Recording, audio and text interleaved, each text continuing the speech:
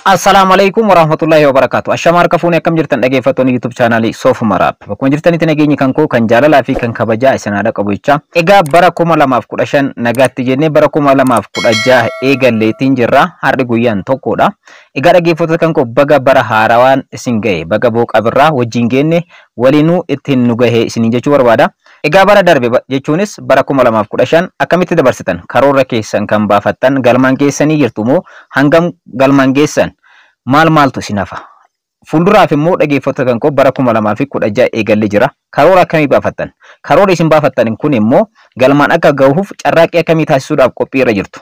Egaa viidiyoo har'a isiniif qabadhe kana keessatti immoo bara 2016 keessatti wantoota isin gochuu qabdanii fi hojjechuu qabdan birrii tokko osoo hin baasin qarshii tokko osoo hin baasin qarshii zeeroodhaan miiliyoonara akkaataa ittiin ta'uu dandeessan isinitti agarsiisa. Egaa dhaggeeffattoota kan koo haaluma biyyattiin ittiin jirtuun qaala'insi jireenyaa baay'ee rakkisaa ta'ee jira. Yeroo ammaa kana keessatti hojii tokko qofa hojjechuudhaan galma gahuu hin danda'amu. So hojii dabalataa uummachuun murteessaadha. Viidiyoo kana keessatti wantoota 6 kan ta'an qarshii tokko osoo hin baasin mana keessan teessanii bilbila keessan qofatti fayyadamuudhaan yookaan immoo laaptooppii yoo qabaattan laaptooppii akka kootii kana yoo qabaattan laaptooppii keessanitti fayyadamuudhaan mana keessan teessanii wanta isin hojjechuu dandeessan tokko isinitti agarsiisa. Egaa dhaggeeffattoota kan koo wantoota kanneen 6 mana keessan teessanii hojjechuudhaan yeroo firii taayimii keessan barsiisaa ta'uu dandeessanii injiinara ta'uu dandeessanii wantoota adda addaa hojjechuu dandeessanii galiin barsiisaa tokko hangam akka ta'e beektanii qaala'insi jireenyaa immoo maal keessa akka argamu ni beektanii waggoota 3 hin dura killeen tokko hanqaaquun tokko jechuudha. Dhaggeeffattoota kan koo birri 3 kan ture har'a birri 10 hanga 15tti gurguramaa jira. Kanaafuu qaala'insi jireenyaa baay'ee rakkisaa yeroo ta'e kana keessatti hojii dabalataa uummachuun murteessaadha. Hojii dabalataa mana keessan teessanii qarshii tokko osoo hin baasin yeroo firii ta'e qofatti fayyadamuudhaan hojjechuu dandeessan 6 isiniif qabadhee dhufee jira. Hanga viidiyoo kanaatti nafaana tura. Egaa dhaggeeffattoota kan koo wantoota amma isinitti himu 6 kanneen bara 2016 kana keessatti karoora keessan keessa galfachuudhaan hojii dabalataa gochuudhaan hojii cimaa ta'e hojjechuu ni dandeessu itti fayyadamaadha. Egaa bara haarawaa kana keessatti dhaggeeffattoota kan koo wantoota hojii dabalataa isin hojjechuu dandeessan free kan ta'ee fi YouTube channel kana keessatti viidiyoowwan gaggabaaboo gallakkisuudhaan isiniin kan gahu ta'a.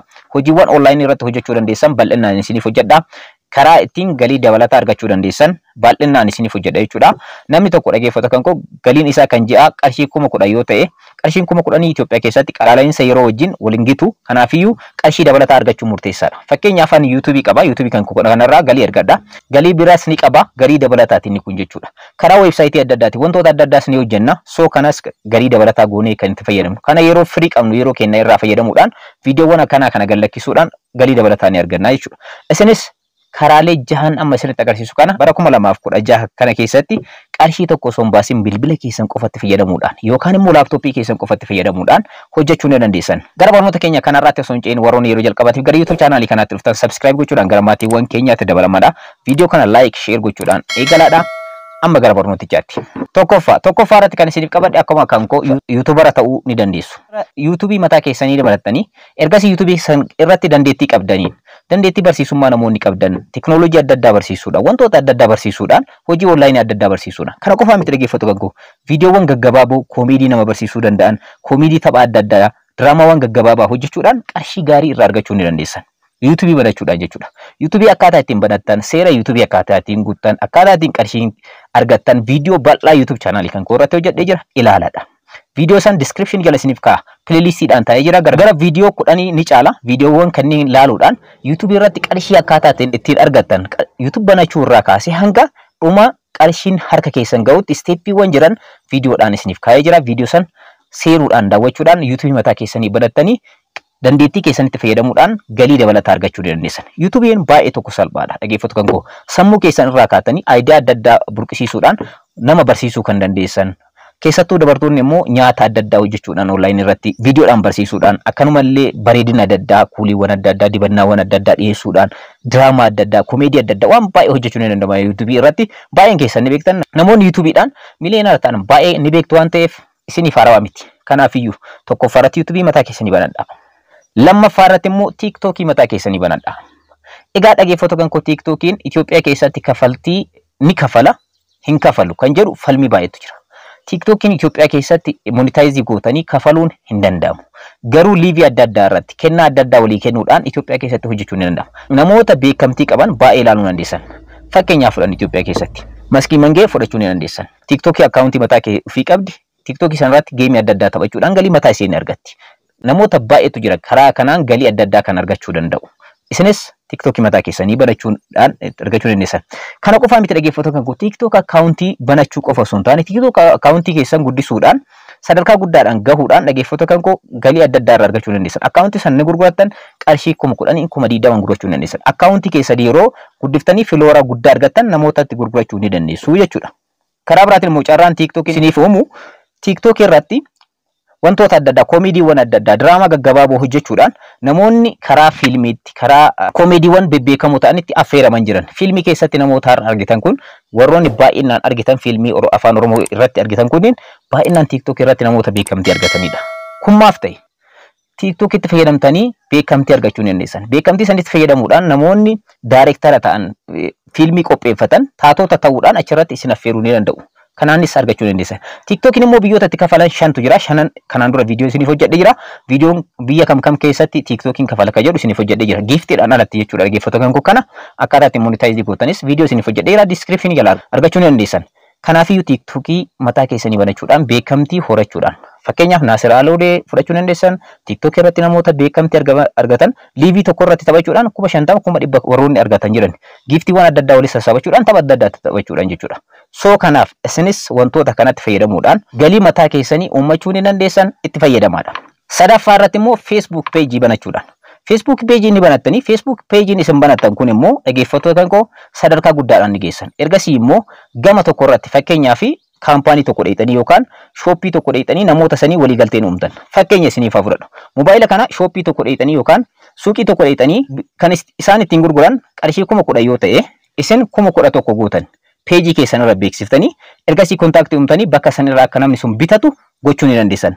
10,000 abbaa shooppii yookaan suuqii saniitiif galii ta'a qarshiin 1,000 keessan ta'a jechuudha. Kanaafiyyuu peejii san ni guddifattanii ergasii immoo advartii hojjettanii advartii sanirraa ka'uudhaan isin koomishina mataa keessanii ni argattan nama sanii walii galtee uumuudhaan. So karaa ittiin galii argattan keessaa tokko immoo Facebook peejii banachuudhaan. Kana qofaa miti. Facebook peejii ni banattanii achirratti immoo dhaggeeffattoota kan biiroo mataa keessanii uumuu ni dandeessan. Biiroo yeroo isiniin jedhu biiroo online irratti uumamuudha. Facebook peejii irratti uumamuudha. Fakkeenyaaf barsiisaa 5 qabattanii Facebook peejii irratti namoota barsiisaa barbaadan qaxaruu barbaadan yeroo firii taayinetti ijoollee isaaniitiif akka barsiisu barbaadan wal qunnamsiiftan. Namoota san barsiisaa saniif galgala akka ijoollee isaaf barsiisuuf kafaltii ni raawwatu warroonni abbaa qabeenyaa ta'an. Barsiisaa sanii fi isin gidduutti immoo namoota sanii fi abbaa qabeenyaa sanii fi barsiisaa san waliin gahuudhaan isin koomishinii iddoo kanatti ni argattan. Facebook peejii bal'aa yoo banattan waa baay'ee hojjechuu dandeessa. Online irratti Facebook peejii mataa keessanii banattanii Facebook peejii keessa san guddisuudhaan koomishinii adda addaa uumuudhaan koomishinii sanarraa qarshii argachuu ni dandeessan. Koomishinaan argatanii nama tokko akka dallaalaa ta'uu ni dandeessanii jechuudha. Fakkeenyaaf abbaa qabeenyaa tokko ijoollee isaa barsiisuudhaaf barsiisaa ni barbaada yoo ta'e barsiisota qaamaan ta'ee bilbilaan ta'ee haasofsiiftanii barsiisota ni qopheeffatanii barsiisota san abbaa qabeenyaa sanii wal qunnamsiiftan. Ergasii immoo barsiisota saniif abbaan qabeenyaa ni kafala. Koomishinii immoo isin iddoo kanatti barsiisaa sanii fi abbaa qabeenyaa kana gidduutti ni argattu jechuudha. Wanta biraatii miti. Koomishina akka dallaalaatti argachuu ni dandeessan.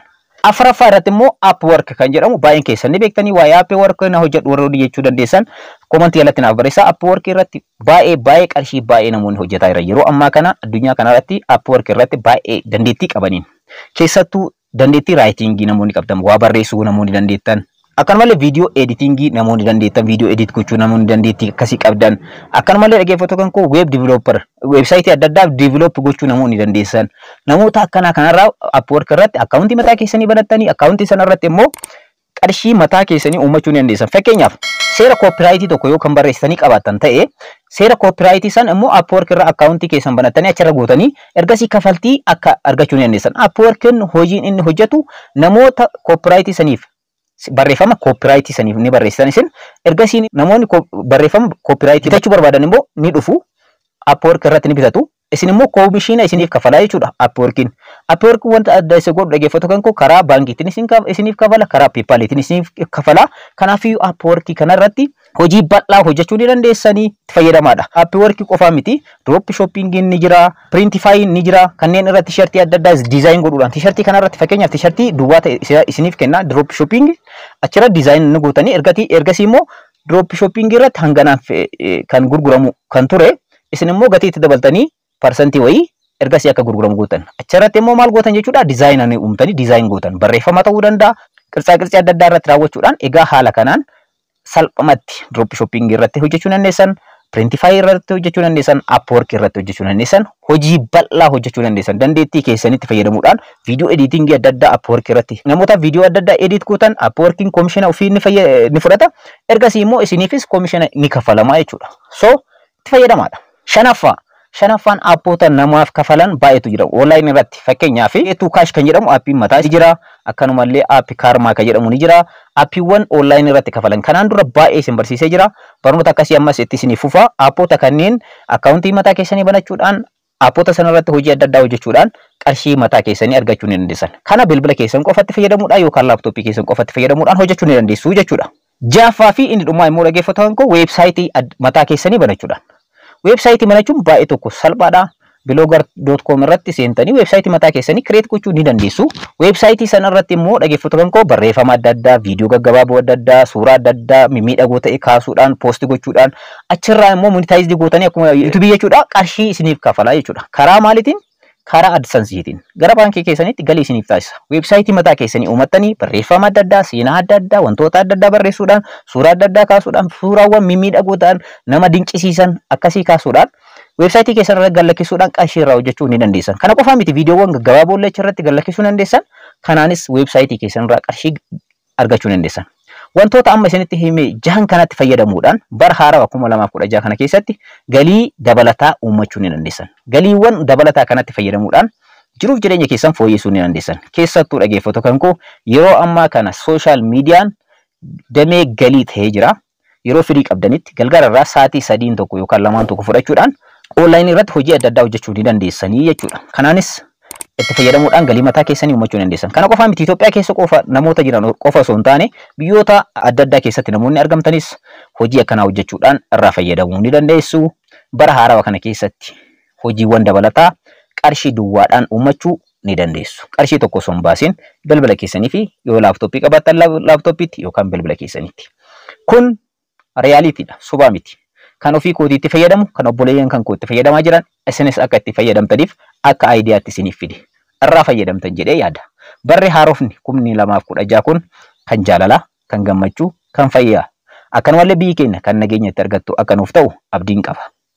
Bara haaraa kanas karoora mataa keessanii baafachuudhaan jalqabaadha. Barnoota kan koo kanarraa asirratti xumuree jira. Warroonni hangammaatti maatii YouTube chaanaalii kanaa hin ta'in subscribe gochuudhaan gara maatiiwwan keenyaatti dabalamaa viidiyoo kana like gochuudhaan eegalaadha. Yeroo biraa barnoota biraatti walitti deebina. Horaa bulaa.